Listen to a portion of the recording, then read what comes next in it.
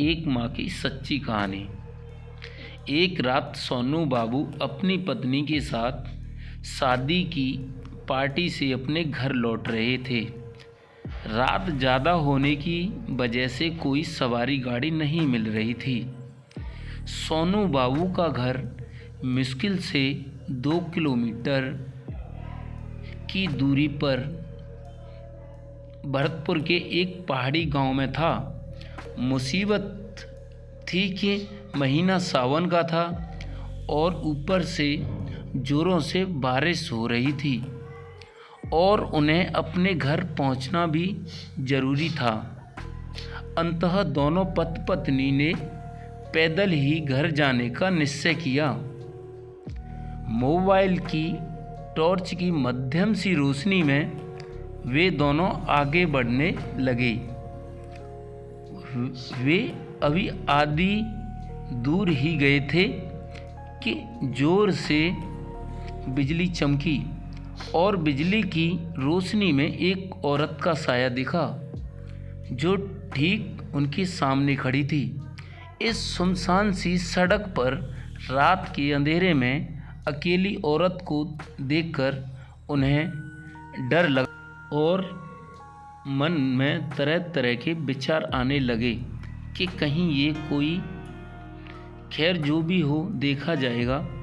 ऐसा सोचते हुए उन दोनों ने अपने कदम आगे बढ़ा दिए, लेकिन बिजली अब बार बार लगातार चमकने लगी थी और उस बिजली की चमक में वो औरत दूर से ही साफ साफ दिख रही थी।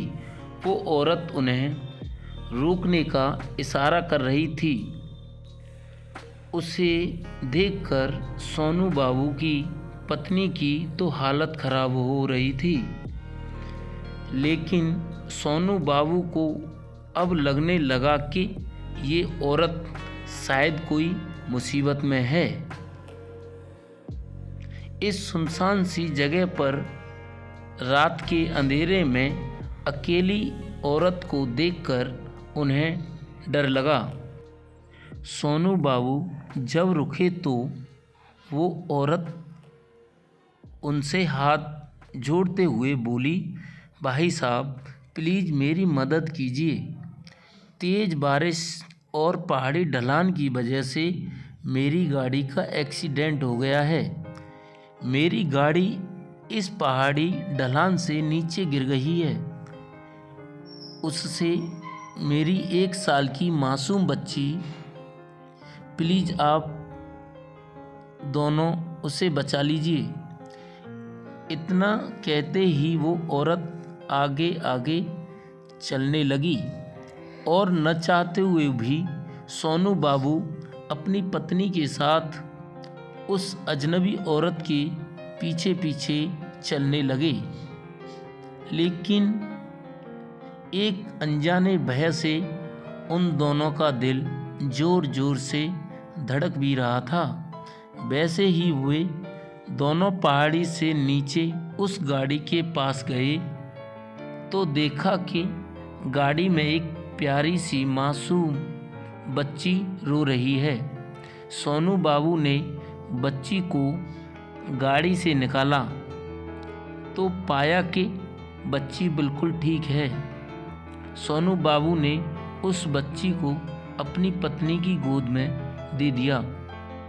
फिर सोनू बाबू को लगा कि ड्राइवर सीट पर भी कोई है। जब वो आगे जाकर देखे तो उनके होश उड़ गए, क्योंकि ड्राइवर सीट पर वही औरत खून से लथपथ होकर मरी पड़ी थी। सोनू बाबू को अब सब कुछ समझ में आ गया था।